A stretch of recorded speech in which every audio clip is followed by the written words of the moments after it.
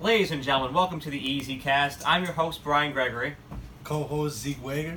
And we have an abundance of topics to get to today in a very eventful week of sports that this just was. Yeah, it was a very intense week, I would say. So I think we are mandated to introduce this day's segment episode with Myles Garrett. Yeah, it's only right that we discuss that because that was absurd.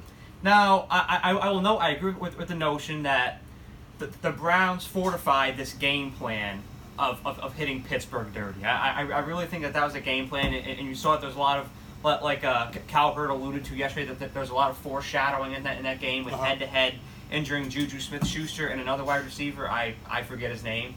But with the ear bleeding, it was very aggressive, uncalled for football. Mm-hmm. And then to conclude the game with Myles Garrett, I mean it was a hood fight. It was completely unjustified and egregious and aggressive. Myles Garrett has a track record for this. I mean he concussed Luke Falk back on week 2. He punched a Tennessee Titans lineman in the face. So he has a history of this.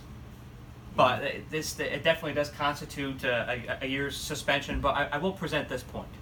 The Pittsburgh Steelers and Mason Rudolph are not the innocent lambs in this matter.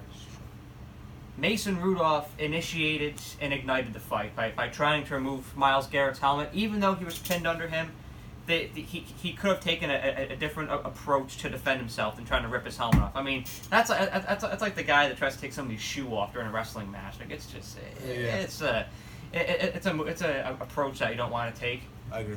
But I agree with Myles Garrett being suspended for the year and Mason Rudolph being fined. Yeah, it definitely, well, for one, was a bad look for both teams, both locker rooms, and the league in a whole. I think they definitely handled the matter in a good way with the fines. In a reasonable way, absolutely. Especially for Pouncey, 3-game suspension, from a player standpoint, when you get in those heated moments, especially in a game like that, division game, it's real tense. It's that those kinds of things happens, but it should never get to that level of violence. It should never escalate there. No, that's just putting people's health in harm. You can't have that in that game of football. It's just there's no room for it there.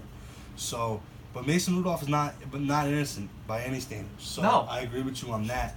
And Myles Garrett, well, he's got to figure out something because the way his game has been this year, with the amount of times he's been penalized and the things he's done, it's hurting him as a player. And he's a phenomenal talent. I love Myles Garrett, but he's hurting himself in the long run.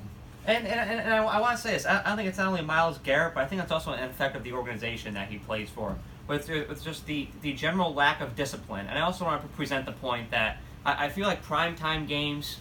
It is a fortune. It's an absolute privilege to play prime time. It is. And for that reason, only certain games should be on pause.